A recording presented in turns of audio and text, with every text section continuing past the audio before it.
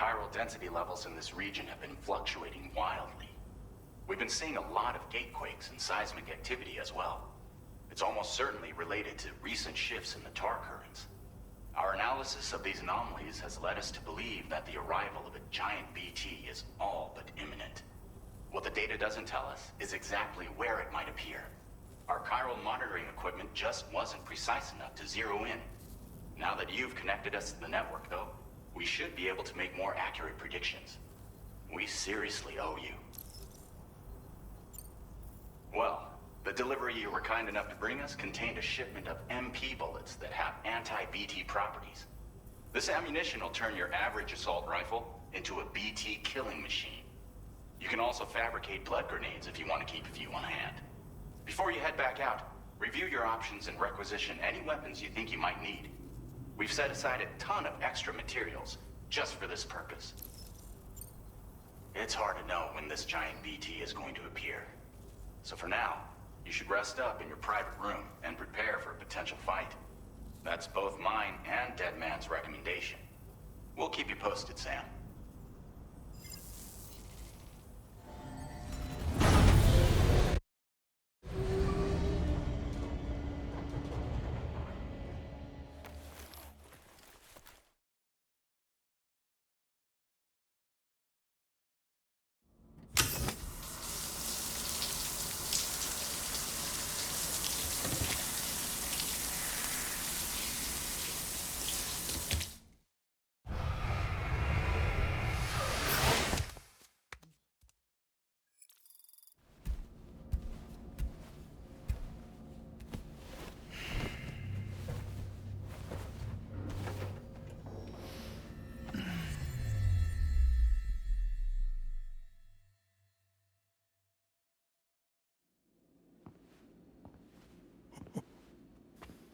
It's been too long, Sam.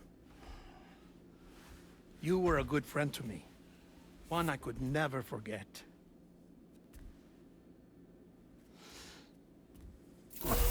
Which is why I took steps to ensure that this message would only play upon your arrival. The sensors were set to scan for your biometric data. A simple enough trick.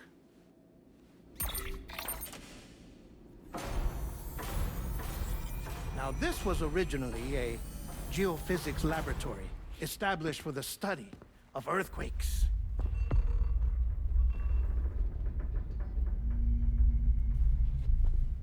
And for that reason, it holds a wealth of documentation on gatequakes, tar currents, and placates. As well, I discovered, as research data on the other side. Now, what I'm about to tell you, I learned after I came to this place.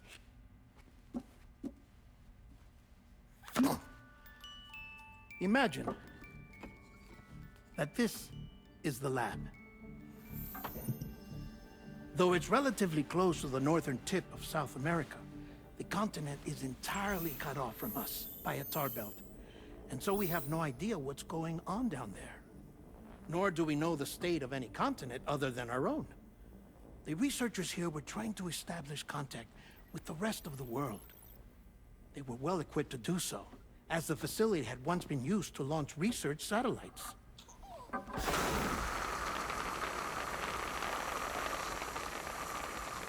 So they tried launching a variety of probes and drones in the hope of obtaining observational data, with no success. The Earth, you see, is shrouded in a thick layer of chiralium that renders electronics inoperable at altitude.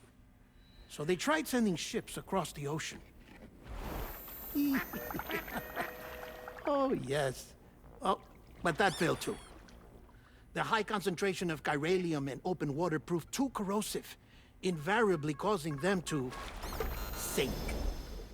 But then the researchers found some rather rare birds on their doorsteps. Birds not native to the region. Nice birdie, nice birdie. And that, my friend, was just the beginning. Not far from the lab, they discovered a strange anomaly. Well, the surrounding area was heavily contaminated with chiralium. Yes, This is beautiful. The researchers would later dub the anomaly a plate gate. But further investigation revealed that it came into existence when you began to expand the chiral network across North America, and that the gate grew larger in tandem with the network itself. What started as a tiny fissure in space became so much more.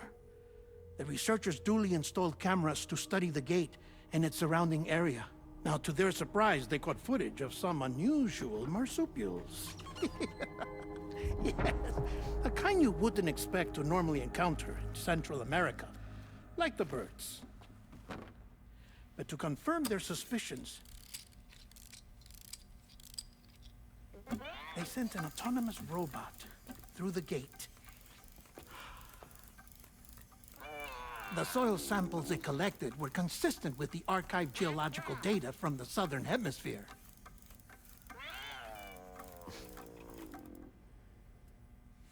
Not long after, several men and women came through the gate.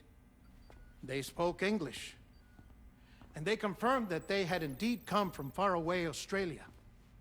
We finally knew the world outside North and Central America had survived. Ours was not the last bastion of humanity, but Australia had suffered the death stranding too. Undeterred, the researchers began working closely with Bridges and conducted a series of tests, paving the way for an expedition to Australia that would lay the groundwork for chiral network expansion. After they had first installed surveillance equipment, that is, so that the gate could be monitored from the Mexican side, a necessity to this day as Australia is not yet connected to the chiral network.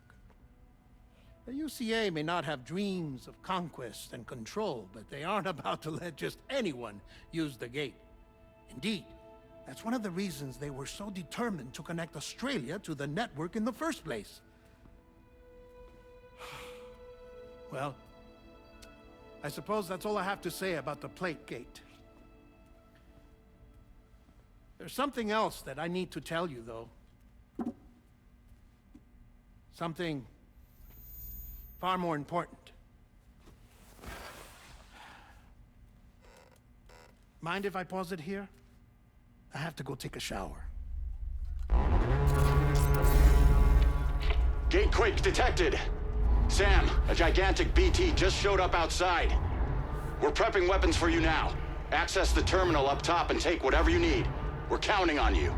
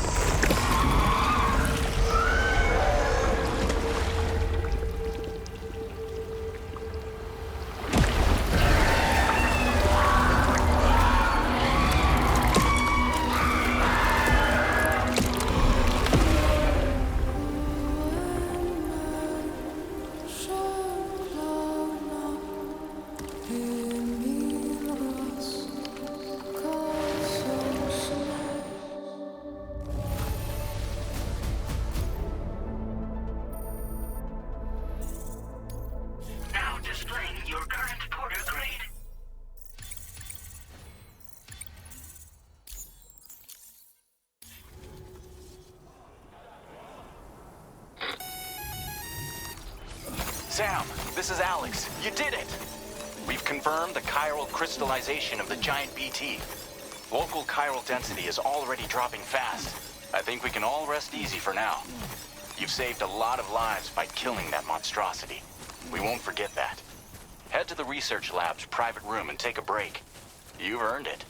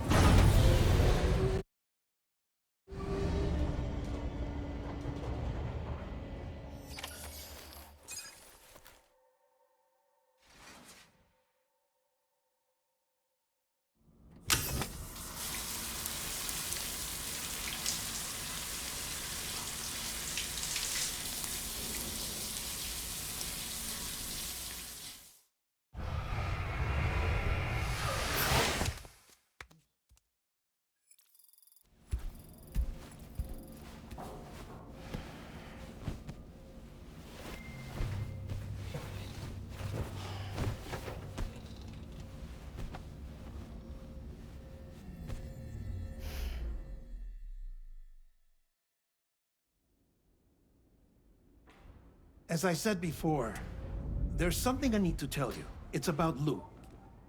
You see, after you left Bridges, I decided to do a little digging into BB-28's past. That is, Lou's. I found the BB decommissioning records.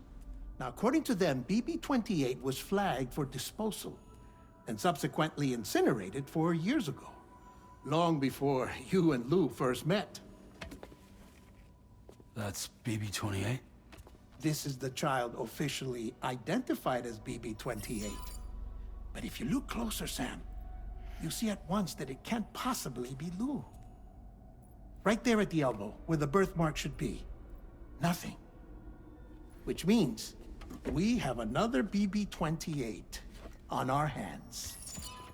The one with whom you memorably went west and back not so long ago, that is Lou. Per regulations, the serial number assigned to each BB was unique. No two units should have ever been assigned the same one. I've cross-checked the details with the most up-to-date entries in the UCA database. And indeed, there is no reason to believe BB-28 survived. All of which can only mean, Sam, that the bridge baby you carried with you on your journey across America, Lou, was never recorded in the official database. So, where then did Lou come from? Right now, your guess is as good as mine. But as worrying as that sounds, this could actually be to your advantage, since it's functionally impossible for the UCA or Bridges to track a BB of which they have no record. Which is lucky, because if they did know about a BB that could live and grow outside the pod, they'd want to secure it for study. So take comfort in the knowledge that they don't, that you're free, that you can bring up Lou in peace. How is it, by the way? The two of you living as a family. Right. I have gifts for you. A few things to take back home. An assortment of vaccines to be administered as your child grows up. We want Lou to live a long and healthy life. And it's natural for children to be afraid of shots. Maybe this will help put Lou's mind at ease. A token of my affection. You can collect it via the delivery terminal when you leave. I wonder how big Lou will get. Anyway, there's one more thing I wanted to share with you. As you know, everyone is meant to go to their own beach when they die. But unlike most people, I wasn't born from a mother. I was born from an artificial womb. Transplants provided the organs I never had. I was incomplete and had no beach, I believed. But I wasn't about to accept that. I went back home to study the Ha and Ka and the beach. I threw myself into my work, Sam. I tried. But I think I've done all that I can. In the end, I'm still a patchwork Frankenstein's monster. One that's just about worn out. As a doctor, I can tell you, I don't have long left. So I've devoted my remaining time to research. That's why I'm here, Sam. Where I can focus on the beach. There's so much data here, Sam. On beach formation, jumping via beaches, the relationship between the beach and plate gates. All the evidence you could ever wish for. Not enough to solve every mystery, perhaps, but enough for me to make an incredible personal discovery. That I have a beach after all. It doesn't matter how I was born. I have lived as a human. And thus do I possess a beach like any other.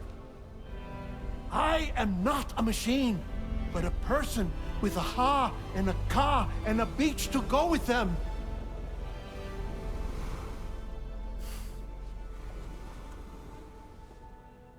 Lastly, I have a confession for you, along with a heartfelt apology.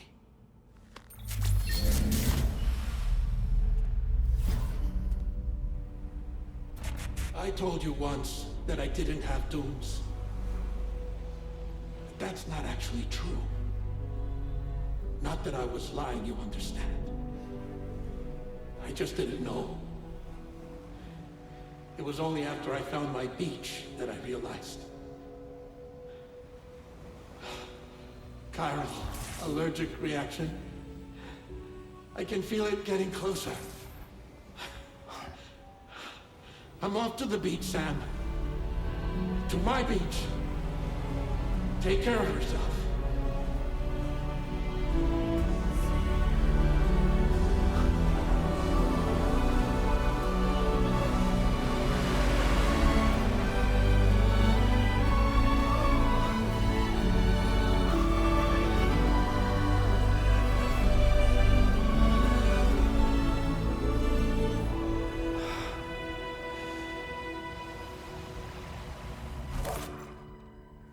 Sam,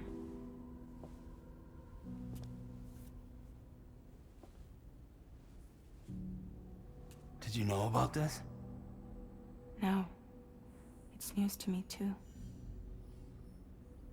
I'm sorry that man is gone. But he would have been pleased that you managed to extend the UCA network all the way to his lab. Thank you, Sam.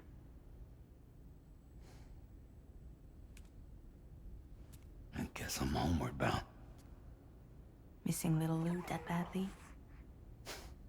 You know I am. Come on back, Sam. Lou misses you too.